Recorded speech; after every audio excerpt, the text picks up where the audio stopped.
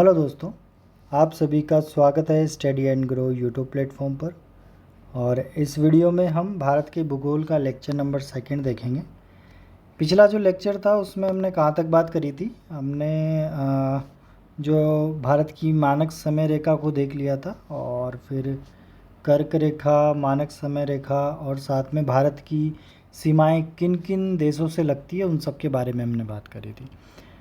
अब आज का जो लेक्चर रहेगा उसमें हम आगे भारत का भौतिक विभाजन को समझेंगे।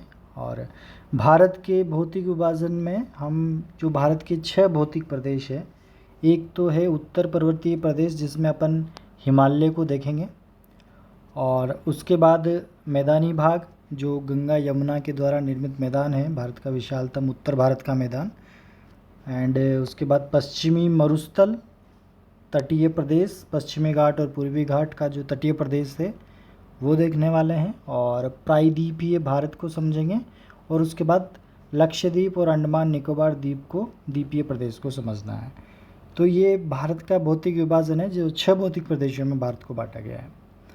और जो पूरा भारत का एरिया है उसमें जो मैदानों का प्रतिशत है वो 43.2% है। यानी कि 100% में से अगर पूरे भारत का भूभाग 100% है तो उसके 43.2% भाग पर मैदान है, 27.7% भाग पर पठार है, 18.5% भाग पे पहाड़ियाँ हैं, वहीं पर्वत हैं 10.6% भाग पर। यानी कि मैदानों को याद करने का तरीका 4-3-2, 4-3-2, डिसेंडिंग ऑर्डर 4-3-2। ठीक है, तो 4-3-2 मैदान याद हो सकते हैं क्योंकि 43.2% भाग पर मैदानी, मतलब भारत का कुल जो भौतिक प्रदेश है उनमें मैदानों का प्रतिशत सबसे ज़्यादा है। 43.2% भाग पर हमको मैदान मिलेंगे। और मैदान किसके द्वारा निर्मित होते हैं? नदियों के द्वारा निर्मित होते हैं। तो यानी कि जो उत्तर भारत का विशालतम मैदान है, जो गंगा यमुना का मैदान हो गया, उधर सिंधु सतलज का मैदान है, और साथ में ब्रह्मपुत्र नदी का जो मैदान है, तो वो पूरा मिला के 43.2% भाग पर मैदान है। पठार लगभग 28%, 27.7%, यानी कि पहाड़ियाँ 18.5% पे, और पर्वत है 10.6% पे। तो हम सबसे पहले उत्तर पर्वतीय प्रदेश को समझेंगे, यानी कि हिमालय को। उत्तर पर्वतीय प्रदेश जो है वो प्राचीन 33 सागर के स्थान पर निर्मित हुआ है। जो हमने वेगनर का सिद्धांत समझा था, महाद्वीपीय विस्थापन का सिद्धांत, तो वेगनर के सिद्धांत में हमने ये देखा था कि जब पेंजिया टूटता है तो वो गोंडवाना लैंड और अंगारा लैंड में विभाजित होता है, और बीच में जो जगह बसती है उसे, जहाँ पर पानी भर जाता है, जिसको 33 सागर नाम दिया था, तो उस 33 सागर के स्थान पर निर्मित जो है वो उत्तर पर्वतीय प्रदेश है। इसको हम 2 भागों में बांट के देखेंगे, एक तो ट्रांस हिमालय और दूसरा हिमालय।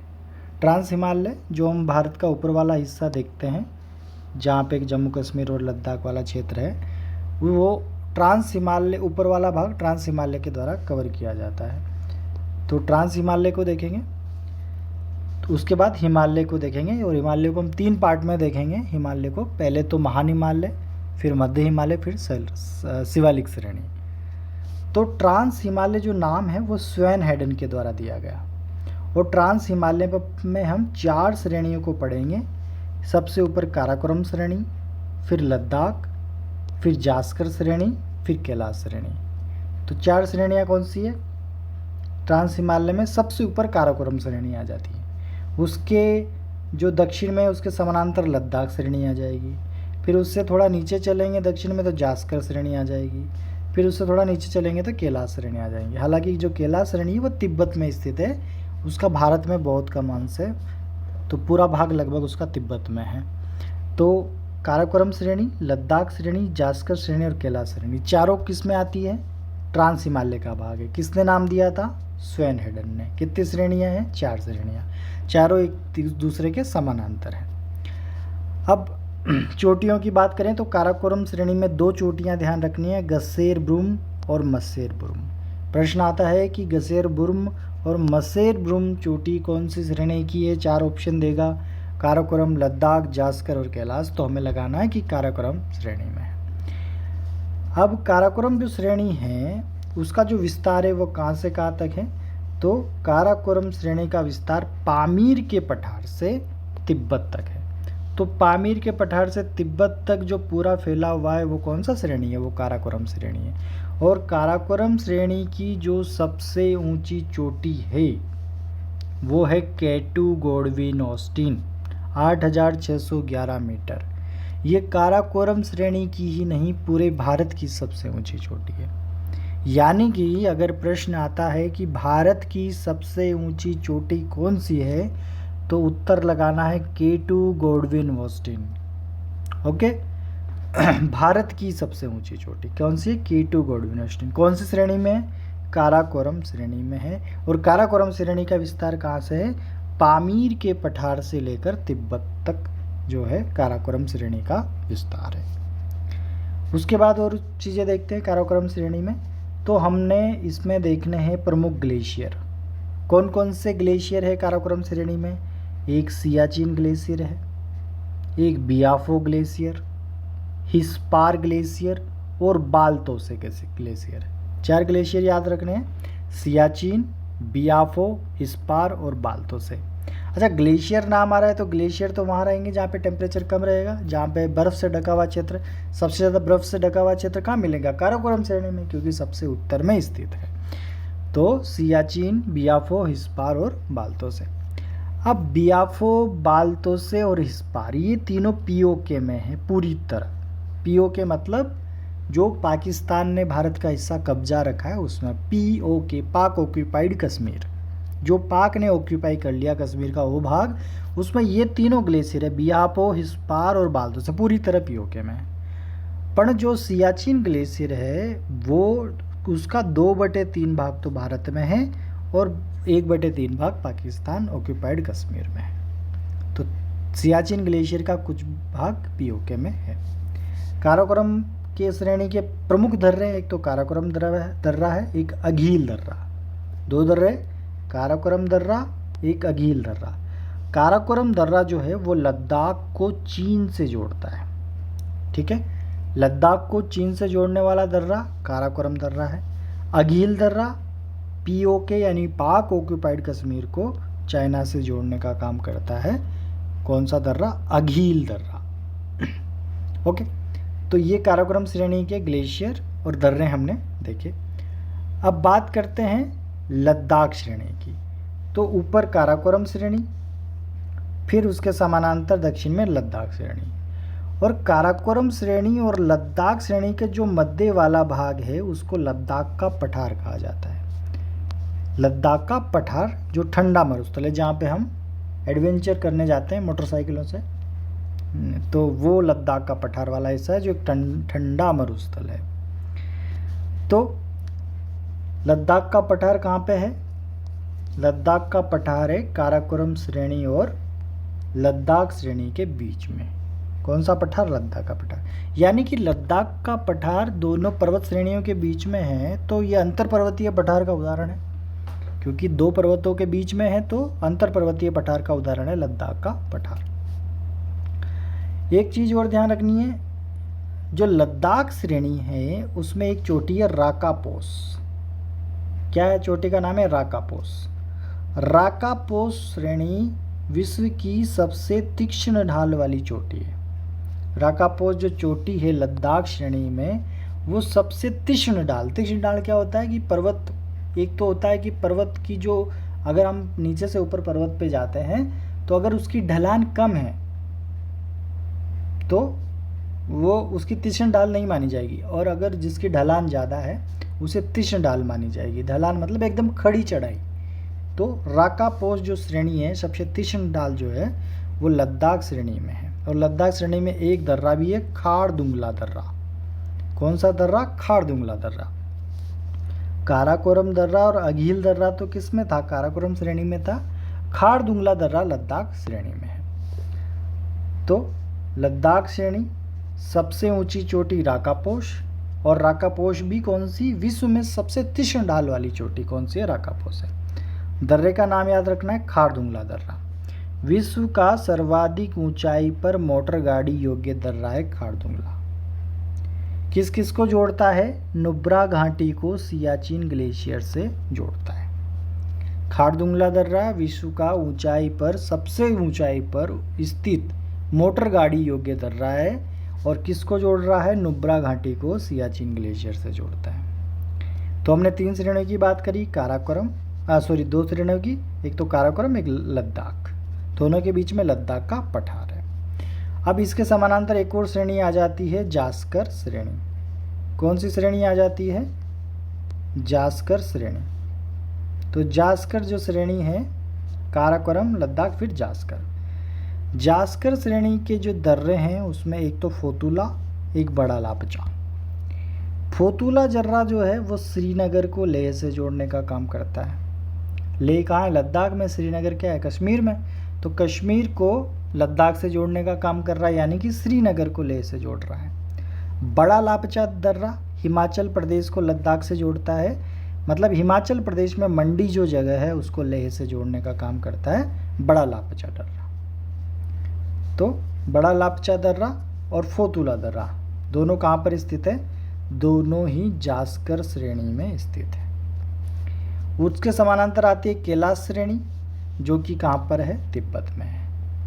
तो ये जो श्रेणियाँ थी, काराकोरम, लद्दाख, जास्कर और कैलाश श्रेणी, ये सारी श्रेणियाँ, चारों श्रेणियाँ कहाँ हैं? ट्रांस हिमालय का भाग है।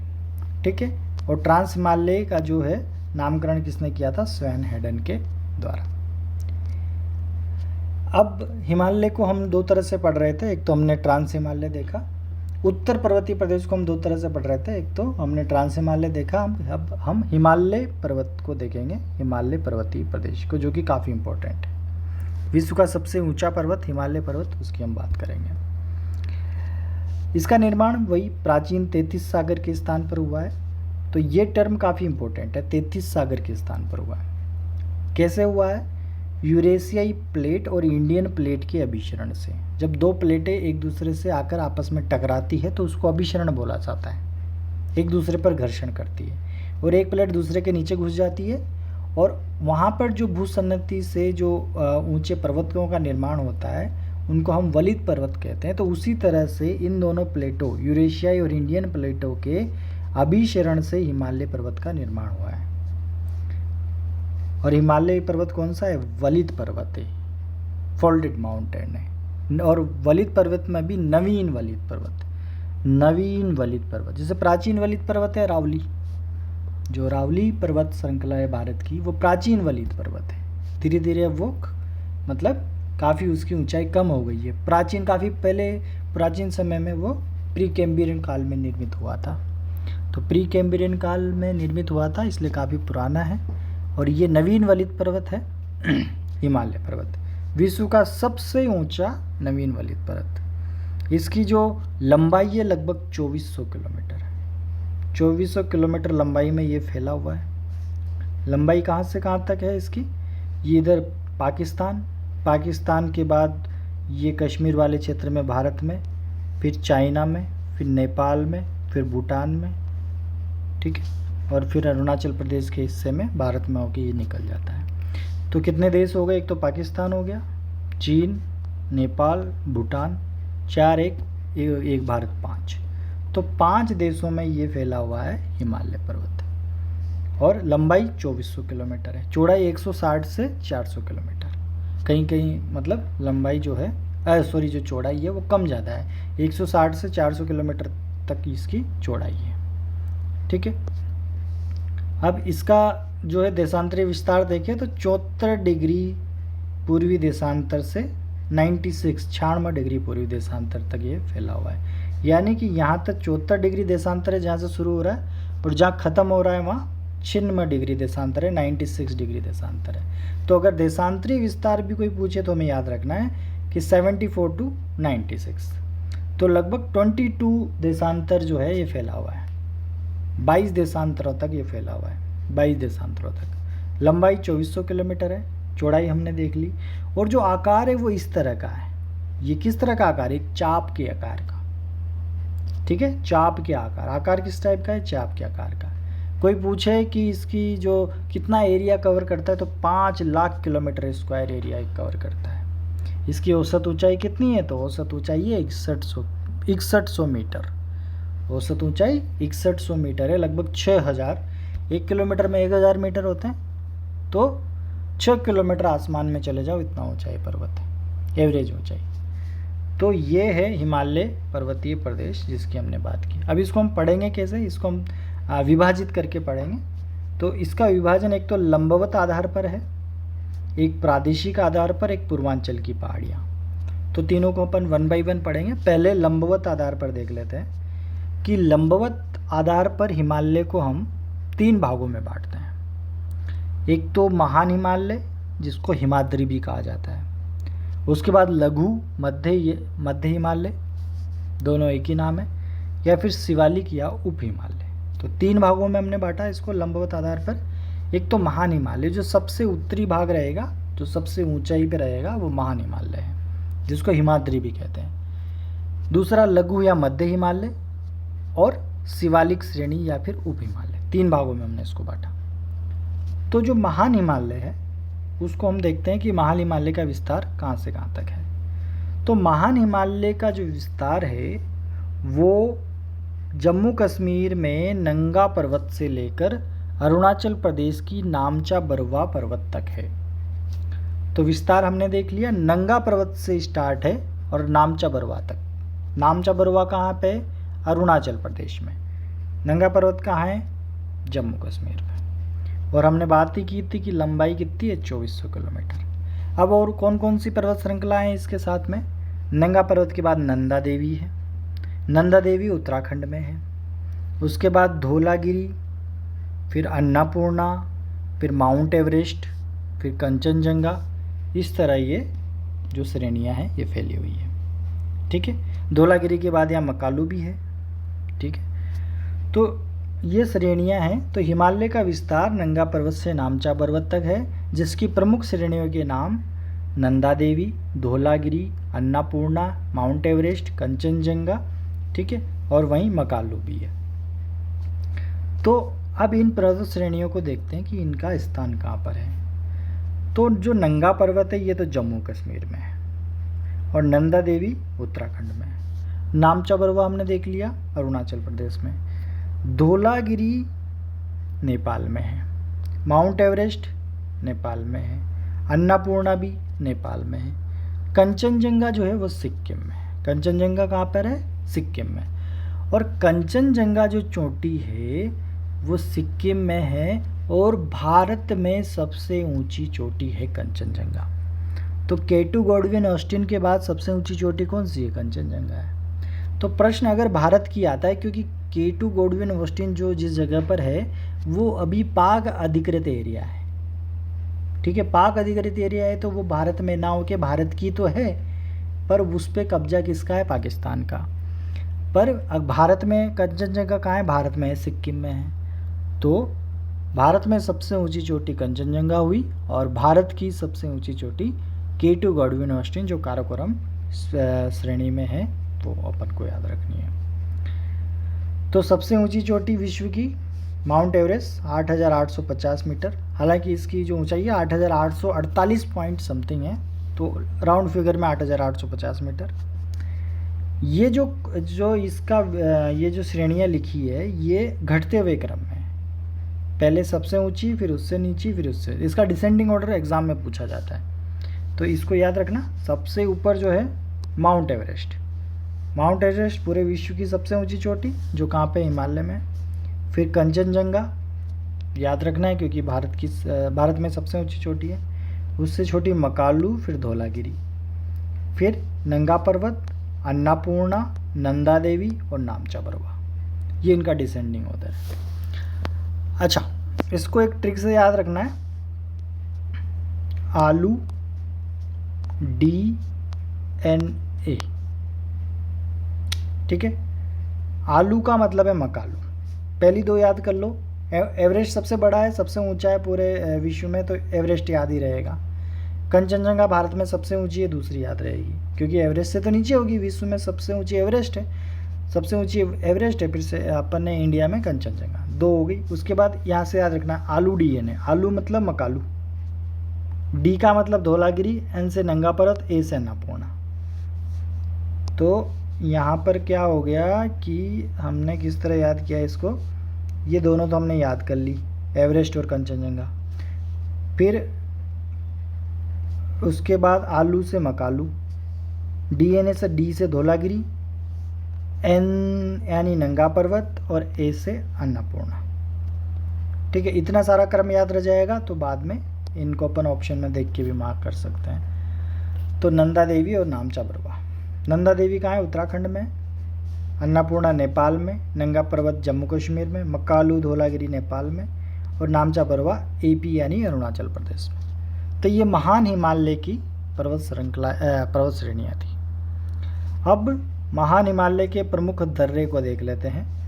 तो यहाँ के मुख्य 11 दर्रे हैं जो हमको देखने हैं। एक तो बुर्जिल दर्रा जो जम्मू कश्मीर में स्थित है, बुर्जिल दर्रा, और भारत को पीओके से जोड़ता है। ठीक है, याद कैसे रखना है भारत को पीओके? पीओके जो है पाकिस्तान ने हथिया है, ठीक है, बुज़दिल काम किया है, तो बुर्जिल याद रखना है। पीओके भारत को जोड़ रहा है, जम्मू कश्मीर में स्थित है। जोजिला दर्रा श्रीनगर को लेह से जोड़ता है, ये भी जम्मू कश्मीर में स्थित है। उसके बाद सीप किला दर्रा एचपी यानी हिमाचल प्रदेश में है, और ये शिमला को तिब्बत से जोड़ने का कार्य करता है शिप किला दर्रा। और शिप किला दर्रे से ही भारत में सतलज नदी जो है उसका आगमन होता है। कौन से दर्रे से? शिप किला दर्रे से, हिमाचल प्रदेश में। उसके बाद 4 दर्रे थांगला, माना, नीति, लिपुलेख।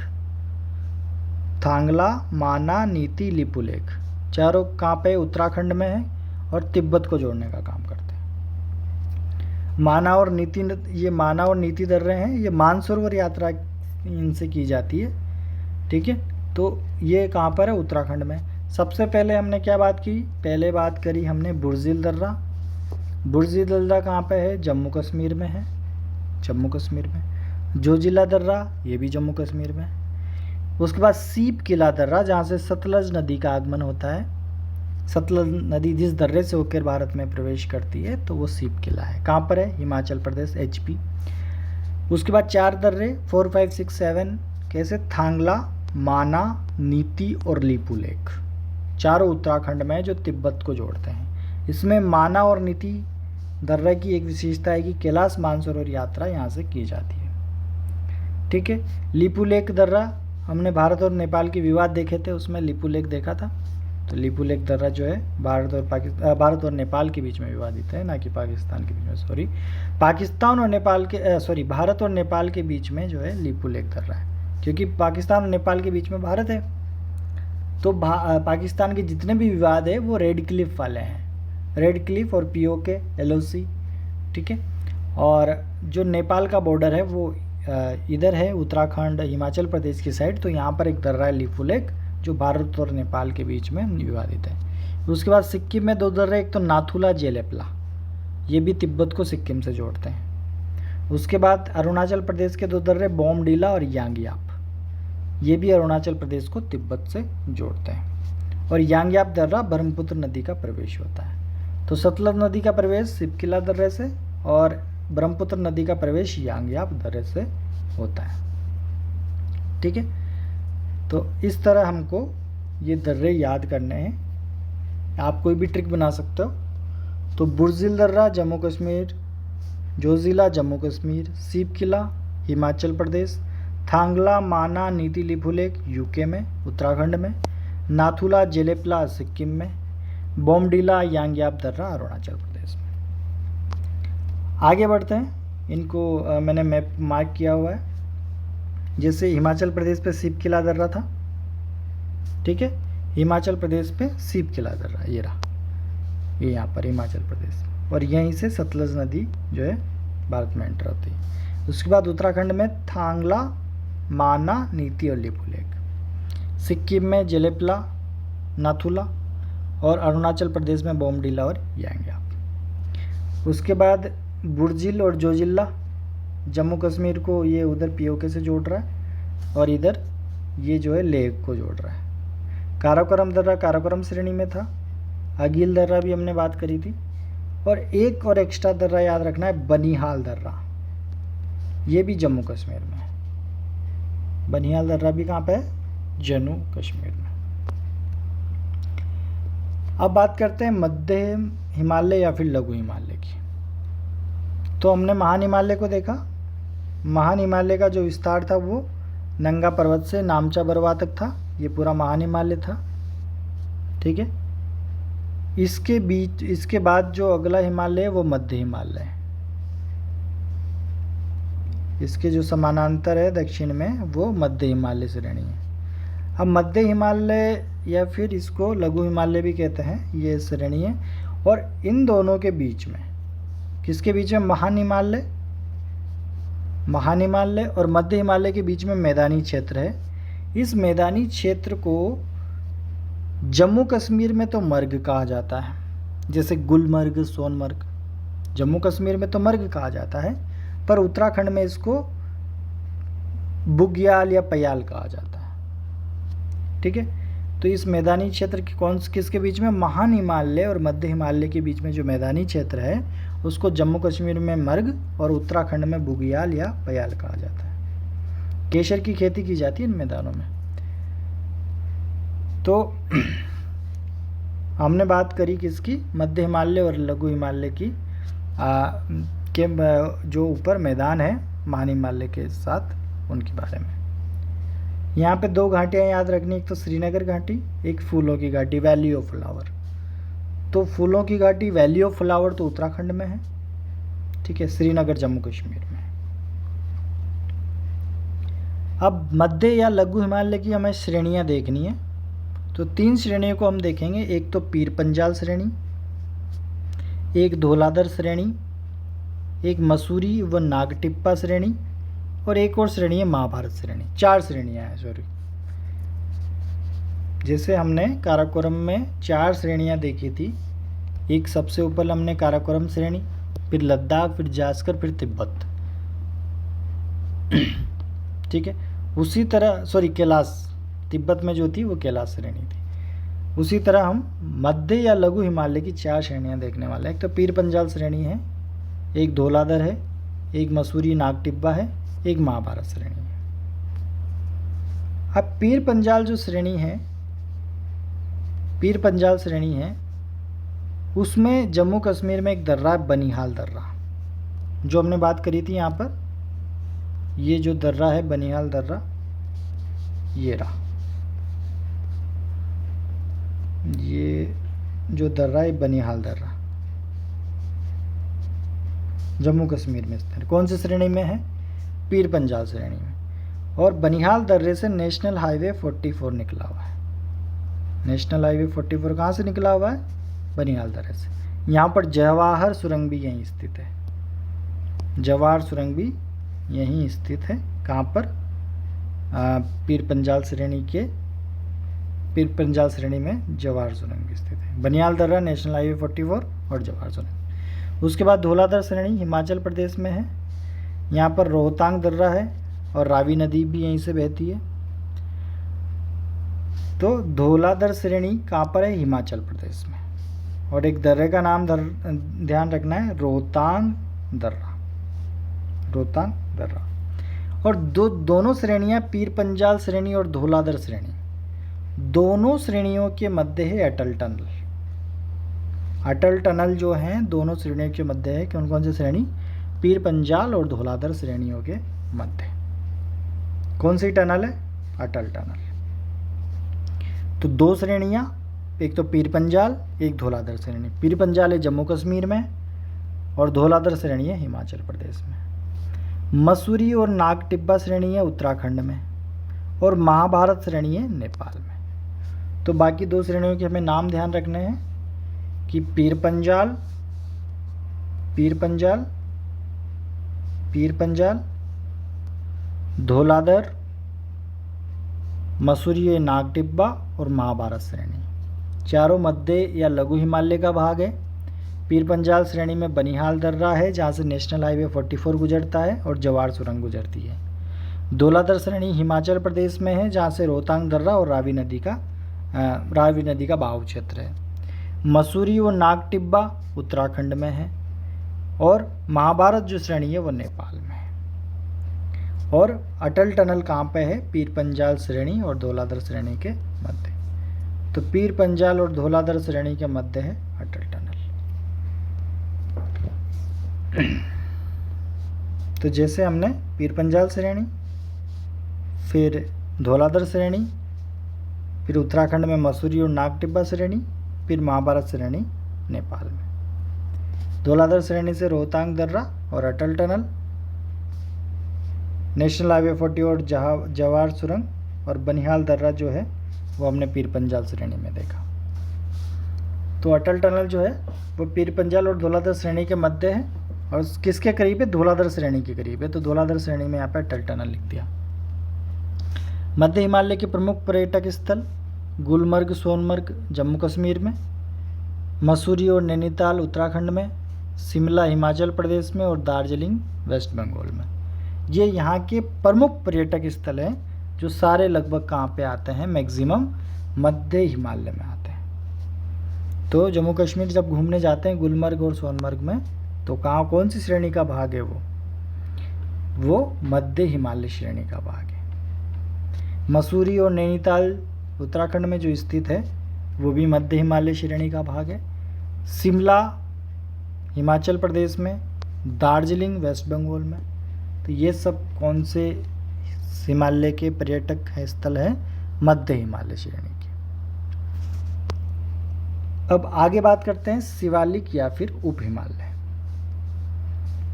शिवालिक या फिर उप हिमालय, तो हिमालय का नवीनतम भाग है ये। सबसे ऊपर महान हिमालय था, फिर हमने देखा मध्य हिमालय, फिर उसके सबसे जो दक्षिण में है वो शिवालिक श्रेणी। शिवालिक और उप हिमालय का जो पूर्वी भाग है उसको द्वार कहा जाता है, जैसे हरिद्वार, और इसके पश्चिमी भाग को दून कहा जाता है, जैसे कि देहरादून। तो महान हिमालय, मध्य हिमालय और शिवालिक श्रेणी।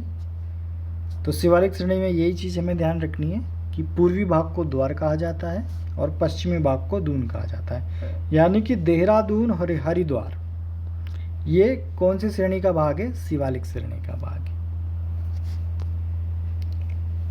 आगे बात करते हैं हिमालय का लंबवत विभाजन की। हिमालय का लंबवत विभाजन, तो हिमालय को जब हम लंबवत आधार पर बांटेंगे इसको, तो सबसे पहले ट्रांस हिमालय को हमने देखा, फिर ट्रांस हिमालय के बाद महान हिमालय की हमने चोटियाँ दर्रे देखे यहाँ के, फिर मध्य हिमालय के बारे में हमने देखा, फिर शिवालिक श्रेणी। तो ये हिमालय का लंबवत विभाजन है। अब हिमालय के लंबवत विभाजन में हमें कुछ जोन ध्यान रखने हैं, कुछ जगह ध्यान रखनी है। ट्रांस हिमालय और महान हिमालय के जो बीच वाला हिस्सा है उसको बोलते हैं Indo Tsangpo suture zone. Indo Tsangpo suture zone. तो इंडो सांगपो सचर जोन कौन से एरिया को बोला जाता है? ट्रांस हिमालय और महान हिमालय का। अब महान हिमालय और मध्य हिमालय का जो बीच वाला भाग है उसको बोला जाता है MCT, मुख्य केंद्रीय भ्रंश। MCT बोले तो मेन सेंट्रल थ्रस्ट या मुख्य केंद्रीय भ्रंश। किस किस के बीच में है ये? महान हिमालय और मध्य हिमालय के बीच में। मध्य हिमालय और शिवालिक के बीच में MBT, मुख्य सीमांत भ्रंश, मेन बाउंड्री थ्रस्ट। ये किस किस के बीच में है? मध्य हिमालय और शिवालिक श्रेणी के बीच में। तो Indo Tsangpo suture zone, Indo यानी इंदस रिवर, सांगपो यानी ब्रह्मपुत्र रिवर। तो ये वाला जो क्षेत्र है ये इंदस रिवर और ब्रह्मपुत्र रिवर वाला जोन है, इसलिए इसको इंडो सांगपो सचर जोन कहा गया।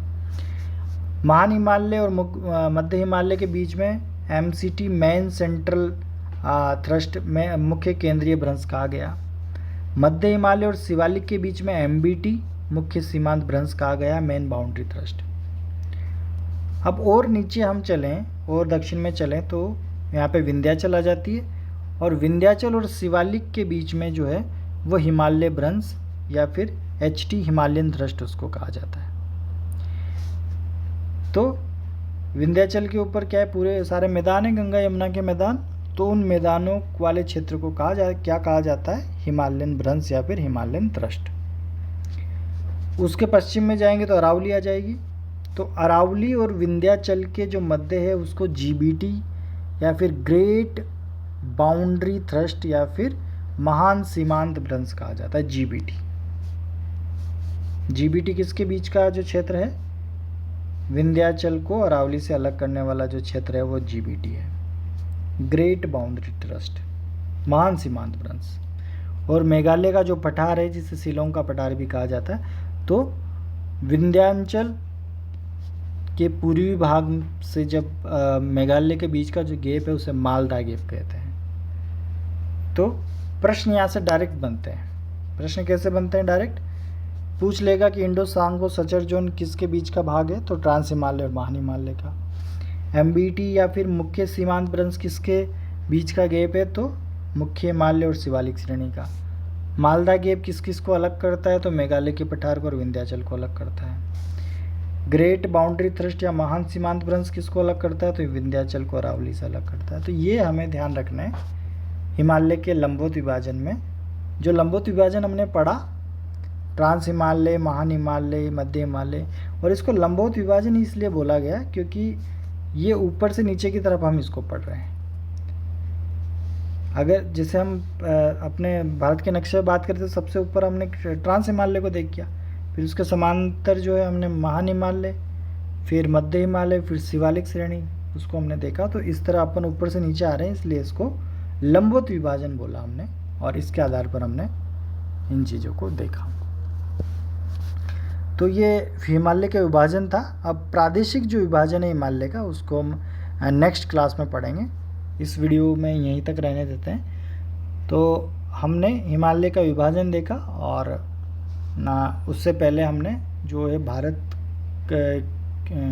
ट्रांस हिमालय को, फिर हिमालय में हमने उसको लंबवत आधार पे 3 भागों में बांटा, महान हिमालय, मध्य हिमालय और शिवालिक श्रेणी। तो आई होप आपको वीडियो समझ में आई होगी। तो थैंक यू साथियों, वीडियो को लाइक ज़रूर करें, चैनल को सब्सक्राइब करें। धन्यवाद।